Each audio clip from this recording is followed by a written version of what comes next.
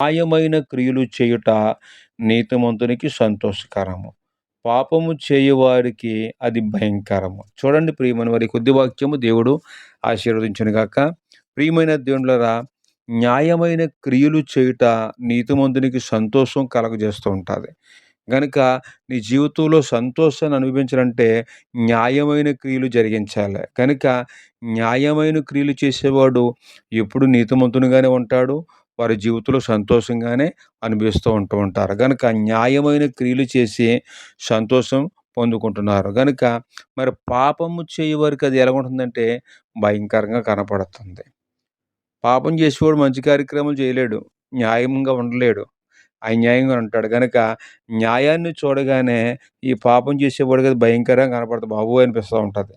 గనుక ప్రియమైన వాళ్ళారా, నువ్వు న్యాయమైన క్రియలు చేసేవారుగా ఉంటే నీతిమంతులుగా తీర్చబడతాము. నీతిమంతునిగా నీవుంటే సంతోషకరమైన జీవితంలో మనం అనుభవించగలుగుతాం. గనుక న్యాయమైన క్రియలు చేయుట నీతిమంతుడికి సంతోషం కలగజేస్తుంది. గనుక నువ్వు న్యాయమైన క్రియలు చెయ్యి. న్యాయంగా పద్ధతిగా ఉండు. న్యాయబద్ధమైన క్రియలు చేస్తూ ఉంటే సంతోషాన్ని పొందుకుందాం. గనుక మరి పాపము చేసేవారికి అది భయంకరం గనుక మనం పాపము చేయకూడదని దేవుని వాక్యం మనల్ని హెచ్చరిస్తుంది. కనుక ఈ మాటలు దేవుడు ఆశీర్వదించునుగాక. ఆమేన్.